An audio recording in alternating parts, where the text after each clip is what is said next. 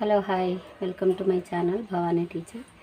ఇప్పుడు నేను chicken fry చేస్తున్నాను నా స్టైల్లో. ఓకేనా? అయితే ఇప్పుడు నేను స్టవ్ ఆన్ చేసి ఒక బాండీ పెట్టి దానిలో కొద్దిగా ఆయిల్ వేసాను అనమాట. ఎక్కువ అక్కర్లేదు. ఈ చికెన్ ఫ్రైకి షాలో ఫ్రై ఇది ఎక్కువ అక్కర్లేదన్నమాట. అది ఆయిల్ కాగుతూ ఉండగా నేను బాగా క్లీన్ చేసి పెట్టుకున్న చికెన్లో ఏం చేస్తున్నానంటే పసుపు, ఉప్పు, కారం వేసి దాన్ని బాగా కలుపుతున్నాను. తర్వాత దానిలోనే నేను ఏం చేశానంటే ఒక చిన్న మిక్సీ జార్లో అల్లం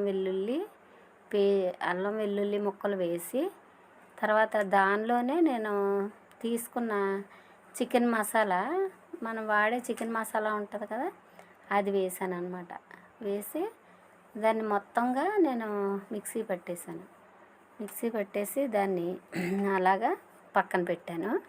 తర్వాత ఎదురుగా చూడండి, ఒక్క పెద్ద సైజు ఉల్లిపాయ చిన్న చిన్న ముక్కలుగా కట్ చేసి పెట్టాను. ఒకే పచ్చిమిర్చిపాయ కూడా పెట్టాను అనమాట. ఇది వేసాను చికెన్ మసాలా. అలాగా అల్లం వెల్లుల్లి ఆ చికెన్ మసాలా కలిపి వేసాను అనమాట. అది కూడా నేను ఉప్పు, కారం, పసుపు వేసిన ఈ చికెన్లో ఈ మనం గ్రైండ్ చేసుకున్న మసాలా కూడా వేసేసి దాన్ని బాగా కలిపేసి ఒక పక్కన మూత పెట్టేసి ఉంచుకోవాలన్నమాట. దాన్ని మాత్రం బాగా కలుపుకోవాలి. ఎందుకంటే ప్రతి చికెన్ పీస్కి కూడా మనం వేసిన ఉప్పు, కారం, పసుపు, మసాలా ఇదంతా పట్టేలాగా బాగా అయితే కలుపుకోవాలి. కొంచెం ఒక 2-3 నిమిషాలు బాగా కలపాలి. కలిపేసి ఒక పక్కన పెట్టి దాని మీద మూత పెట్టేసుకోవాలన్నమాట. ఈలోపు మనం ఉల్లిపాయలు కట్ చేశాను కదా, ఆ ఉల్లిపాయలని కాగిన ఆయిల్లో వేసేసుకోవాలి. కారం సరిపోలేదు, ఇంకా కొద్దిగా వేస్తున్నాను. మొత్తం బహుశా ఒక 2 ఫుల్ స్పూన్లు కారం అయితే సరిపోతుంది అన్నమాట ఈ 1/2 కిలో చికెన్కిను. అయితే ఇప్పుడు ఉల్లిపాయలు కట్ చేసుకున్న ఉల్లిపాయలని నేను కాగిన ఆయిల్లో వేసేస్తాను. వేసేసి దాన్ని కొంచెం వేయించుకుంటాను అన్నమాట.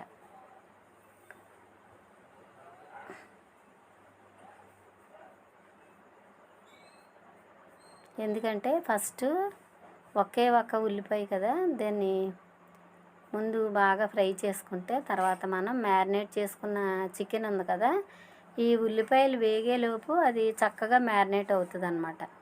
మంచి చక్కగా తయారవుతుంది. అందుకని దాన్ని అలా పక్కన పెట్టాను, ఉల్లిపాయలు వేయిస్తున్నాను. ఇలాగా చేయడం వల్ల మనకి చికెన్లో చక్కగా అంటే షాలో ఫ్రై చేసుకుంటే ఆయిల్ ఎక్కువ ఉపయోగించకుండా చక్కటి ఫ్రై మనం తినొచ్చు అన్నమాట. అయితే ఇప్పుడు ఉల్లిపాయలు వేగిపోయినాయి కదా, నేను మ్యారినేట్ చేసి పెట్టుకున్న ఈ చికెన్ వేసేసాను. వేసేసి దాన్ని కొంచెం బాగా కలపాలి. కొంతసేపు కొంచెం బాగా ఫ్రై చేసుకోవాలన్నమాట. అలాగా కలుపుతూ ఫ్రై చేయాలి. ఈ ప్రాసెస్ అంతా కూడా హైలోనే చేసుకోవాలి. ఇలాగా కలపడం అంతా కూడా 2-3 నిమిషాలు ఖచ్చితంగా హైలో పెట్టుకుని ఇది ఇలా కలుపుకుంటూ ఉండాలన్నమాట. ఒక 3 మినిట్స్ కంప్లీట్ అయిన తర్వాత అప్పుడు మనం ఏం చేస్తామంటే దీన్ని మళ్ళీ ఫ్లేమ్ మార్చుకుంటాం అన్నమాట. ఇప్పుడు మాత్రం ఒక 3 మినిట్స్ హైలో ఉడికిద్దాం. ఓకేనా?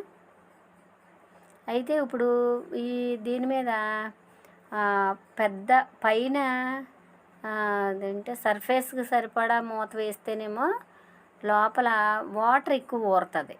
అలా కాకుండా చికెన్ ఎంతవరకు ఉందో అంతవరకు దగ్గరగా ఉన్న చిన్న మూత పెట్టుకుంటేనేమో అంటే ఆ వాటర్ తక్కువ ఊరుతుంది అన్నమాట. అంటే నీటి ఆవిరి తక్కువ వస్తుంది చికెన్లోంచి. పైన సర్ఫేస్ దగ్గర ఇలాంటి మూత పెడితేనేమో వాటర్ ఎక్కువ ఊరుతుంది. అది గుర్తుపెట్టుకోవాలి. చికెన్ బాగా ఉడకాలి కాబట్టి మనం పెద్ద సైజు మూతే సర్ఫేస్ మీదకి వచ్చేంత మూత తీసుకుని పెట్టుకోవాలన్నమాట. పెట్టి హైలో ఒక 3 నిమిషాలు ఉడకనివ్వాలి. ఈలోపు దానిలో చాలా వాటర్ ఊరుతుంది, చికెన్లోంచి చాలా వాటర్ బయటకు వస్తుంది. అందుకని ఒక 3 మినిట్స్ మనం ఉడికిద్దాం. ఓకేనా?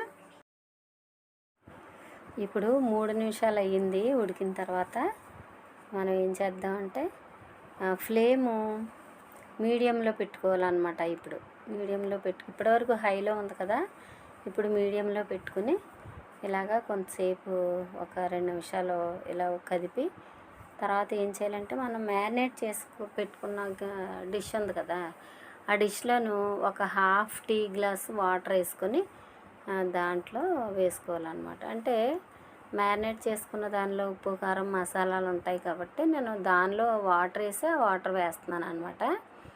అయితే మీరు ఒకవేళ మామూలుగా వేసుకోవాలన్నా ఒక హాఫ్ టీ గ్లాస్ మాత్రమే వేయాలి వాటర్. వేసేసి ఫ్లేము మీడియంలో ఉంచి అప్పుడు దాన్ని అంటే మనం వేసిన వాటర్ పూర్తిగా ఇంకిపోయే వరకు దాన్ని కుక్ చేసుకోవాలన్నమాట. చూడండి, కొద్దిగా వేస్తున్నాను, హాఫ్ టీ గ్లాసు. అయితే దాన్ని కొంచెం బాగా కలిపేసి మళ్ళీ మూత పెట్టేసి మీడియం ఫ్లేమ్లోనే మనం వేసిన వాటరు, చికెన్లోంచి వచ్చిన వాటరు పూర్తిగా ఎగిరిపోయే వరకు మనం దాన్ని అలాగా ఉడికిస్తూ ఉండాలన్నమాట. ఓకేనా? ఇప్పుడు మూత పెట్టేసుకుందాం.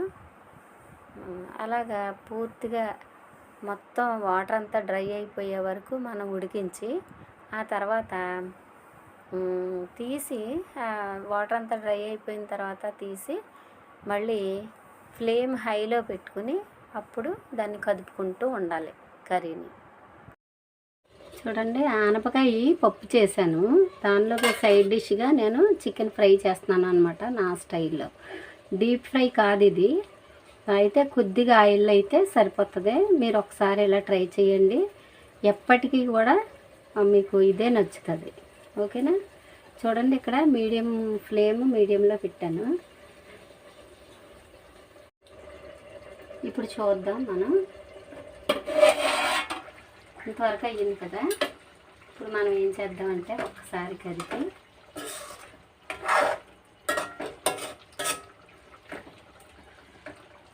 ఇప్పుడు ఫ్లేమ్ హై పెట్టేద్దాం. హై పెట్టేసి పూర్తిగా ఈ వాటర్ అంతా డ్రై అయ్యే వరకు కూడా మనం ఇలా ఉంచేసుకుందాం. హై పెట్టి అది వాటర్ డ్రై అయిపోతుంది అనేటప్పటికి మూత తీసి ఆ స్పూన్తో ఇలా కదుపుకుంటూ ఉండాలన్నమాట. ఓకేనా? చేద్దాం. చాలా మ్యాక్సిమం ఒక 10 మినిట్స్లో ఫ్రై అయిపోతుంది. ఇప్పుడు ఈ స్టేజ్లో మనం కర్రీ దగ్గర పడిపోతుంది కదా, ఈ స్టేజ్లో మనం ఏం చేయాలంటే జస్ట్ హైలో పెట్టేసి ఇలాగా తిప్పుకుంటూ ఉండాలి. కడుగు పట్టకుండా జాగ్రత్తగా. ఎంత బాగుంటుందో ఇది, ఒకసారి ట్రై చేయండి మర్చిపోకుండా. మనం వేసింది ఒకే ఉల్లిపాయ, ఒకే పచ్చిమిర్చి.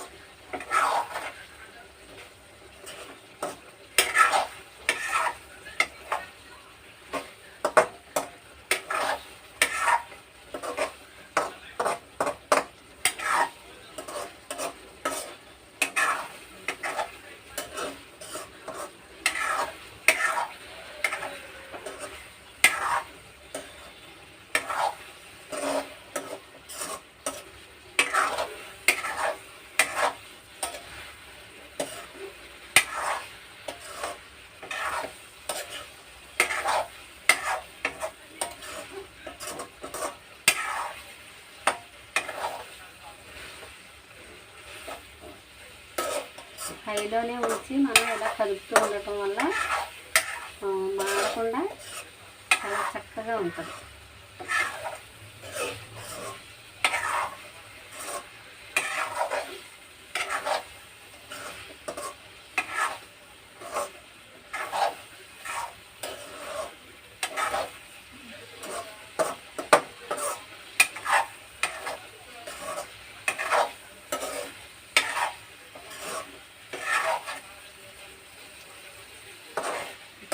ఈ స్టేజ్లో మనం అడ్జస్ట్ చేసేసి ఇంకా మూత పెట్టకూడదు. మనకు కావాల్సిన ఫ్రై కదా, మూత పెట్టకూడదు అన్నమాట.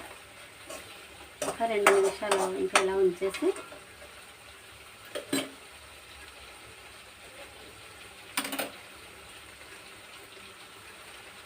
తర్వాత స్టవ్ ఆపేసుకుంటే ఎంతో టేస్టీ చికెన్ ఫ్రై ఈజీగా టేస్టీగా తయారవుతుంది.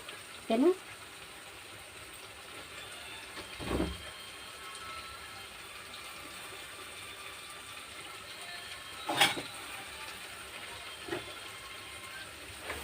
ఇది దోశ, చపాతీ, పుల్కా, రైసు, బిర్యానీ, బగారా రైసు ఇలాంటి ప్రతి దానిలోకి కూడా చాలా టేస్ట్గా ఉంటుంది.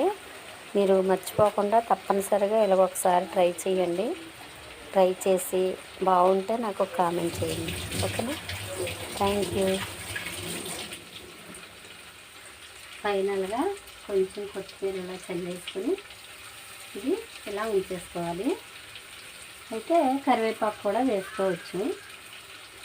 పైన చాలా బాగుంటుంది. కరివేపాకు కూడా వేస్తే కూడా చాలా టేస్టీగా ఉంటుంది.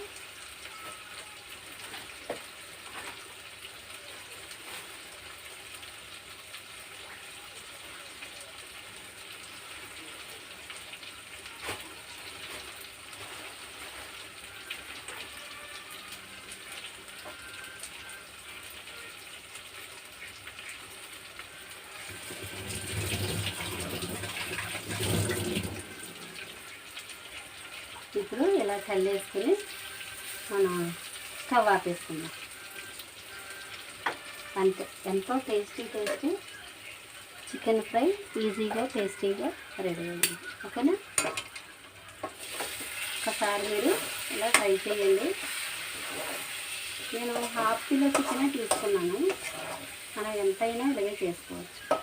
ఓకే, ఇప్పుడు కొంతసేపు దీని మీద మాత్రం మూత పెట్టకూడదు.